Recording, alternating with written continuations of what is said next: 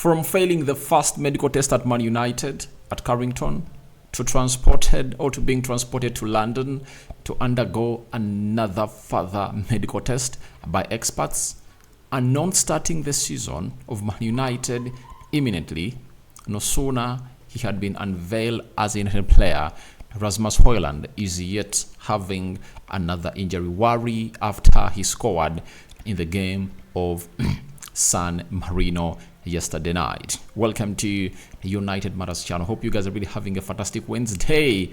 It's really that week that obviously, or it's really a day that obviously shows you that we are soon into Premier League action, and I think most of you are ready to obviously take it on to where it deserves to be. Smash the like button, comment and share. If you're only watching us for the very first time, endeavor to subscribe to this channel so as not to miss out on stories that we do upload in here on a daily. Rokan David is my name, and let's take it to where we deserve it to be. We are discussing Tyrell Malacia'a injury again. We need to know a lot about it and how the team of Man United is obviously reluctant to obviously tell us exactly what this was all about. And lastly, Reguilon revealing why it was a very easy decision for him to make to join the club of Manchester United. That is really into the mix. So let's start it off with the following, and it's coming in from Rasmus Hojlund. After really seeing his team win against San Marino by 2-1, he had the following to say: that I understand Italian and I could hear several of them saying nasty things. They are pushing me, hitting me. The last duel in particular was nothing to do with football. It's a straight red card. The referee had no control over the match. And if at all you've gone ahead to see Twitter or X, there is that duel where a player, was it Rossi of San Marino, raising his knee up to the back of Rasmus Hojlund. Obviously, it was uncalled for, and that's what Rasmus Hojlund was talking about. Then he continued and said, I don't know how my back is. You know how it is with adrenaline. Right now, I feel good, but I don't know how I will feel tomorrow morning. People know that I've had back problems in the past, so it's a frustrating situation. That is Rasmus Hojlund for you. And you really feel for him a little bit, because people should know that games of football are really not something to fight for. You know, it's a game where you come to obviously use your body, especially tackle the necessary places to be tackled, not onto the different positions that went ahead to see Rasmus Hojlund had last night. And he said, I'm going to sleep over it and see whether it's going to be good, but I don't know how I'm going to wake up. But it's really something worrying for Rasmus Hojlund if at all he's into such a situation and the referee couldn't obviously protect him. You know, sometimes players need to be protected. When someone goes into for delicate body parts that can send someone into ending his career, the referee has to obviously raise up a red card. We saw it in several games. When people aim for the ankles, for the knees, for the shins, it's obviously an obvious red card. You know that. So, as for Manchester United, it's not something different. As for our players, when you look at the tackle they make on his back, it's obviously very nasty. It's very, very annoying. And it was aimed to obviously see to it that they hurt his back, because everyone knows Rasmus Hojlund has been struggling with back injuries ever since his childhood. And he comes here to be really destroyed by this. And in the morning today, he has gone ahead and also put the following onto his Instagram, and I had the mantle to obviously get it and obviously flash it onto your screen.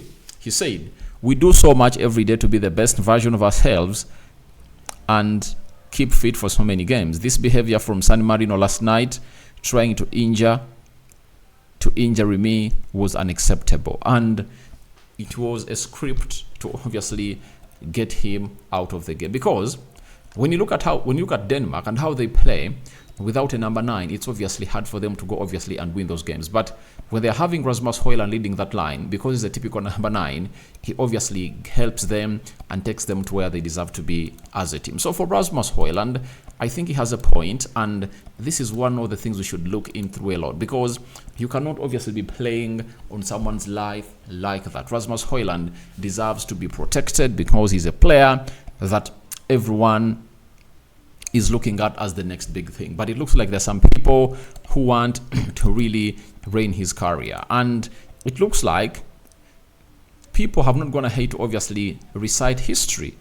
Go and obviously recite about a man who was called Mark van Basten, the Dutch guy, and how he obviously saw his career come to an end before he really had, because this man was really clinical and he obviously averaged a goal per game, and it was a decision that was made by certain teams to see to it that they end his career, where they went obviously carried out a synopsis about his skeleton and obviously went in for a part to obviously injure him and get him on the field of play, and never returned on the field of play. So Mark van Basten, because he was unprotected, he obviously saw his career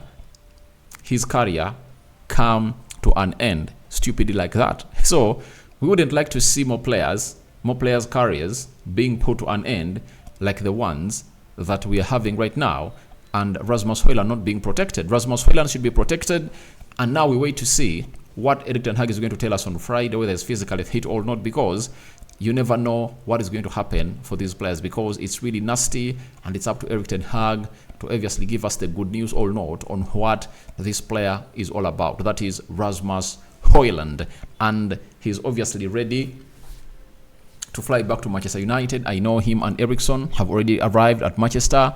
They are going to obviously assess him and see how far this back-scaring tackle is all about on his body. If at all it is really nasty, obviously it won't obviously see him playing the game of Sheffield, because we have another striker. Anton Martial has been here for some time, and he was not part of the international break that can obviously start, and Rasmus Hojlund can come in through and really lead the line later. So we wait and see how that pans out, but it's not something good for our striker, that is Rasmus Hojlund, after scoring a worldie.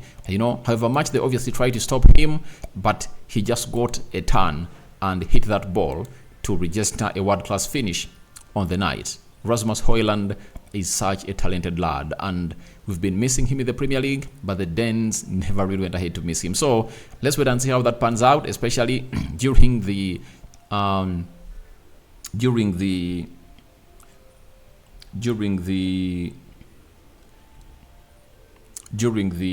update coming in from Erik ten Hag in the presser that's going to be held on Friday. Now, let's go to Tyrell Malacia'a, a player who has been out ever since last season, hasn't kicked a ball for Man United. Even in the preseason, he was left out in the squad of United that traveled to America. We've been told by Stephen Relson, Manchester United writer for the Man United news desk, he has gone ahead and told us the following: that Tyrell Malacia's long-term absence is because he's recovering from surgery after a knee injury. He sustained the knee injury last season, and Manchester United initially looked to manage it with painkillers, but surgery was required. Now, when I read that story early in the morning, do you know what went into my mind? There is a person who is not doing his job, and the physio team of Man United is really a total joke. Because if a player has been playing the entire season with any injury, why do you allow him to go to a holiday of close to 1 month without surgery? Because if you do surgery, only if they had gone ahead to do surgery for him after we played, I think it was the 3rd of May, that is the FA Cup finale, would have gone ahead to rest for May, June, July, August, September, and October. He would have been available for the club of Manchester United. So I think it would have gone ahead to obviously raise a very huge concern for us to get in another left-footed central defender who can obviously play as a left back. But because of the naiveness of the people we had at the physio team of Man United, remember, is it Cook the head really left the club of Man United and he left us with no one. You know, that's why you see to it that we've seen the likes of Lisandro Martinez going in for the second time to be really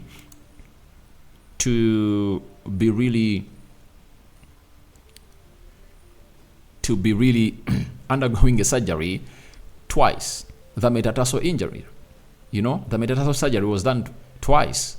First, it was done around, I think it was around April, and then after his return, he played like 3-4 games for Man United, and the metatarsal injury was confirmed serious, and the new head of sports department at United said he has to undergo this surgery again.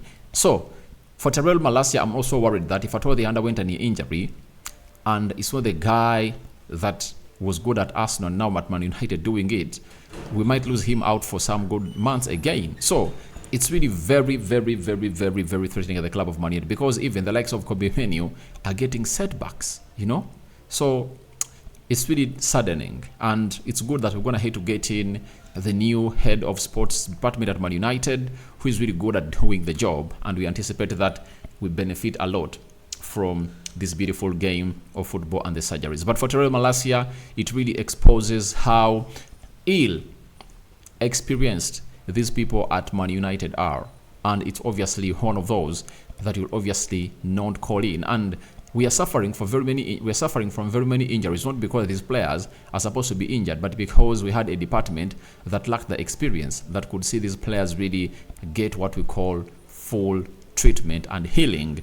But better than never, the man is in to obviously see these players physically fit. And we're having problems at the left back because of their bad decisions. Because if you knew this was going to happen, Tyrell Malacia's knee injury would have gone ahead to obviously be dealt with after the game of Man City, the FA Cup finale.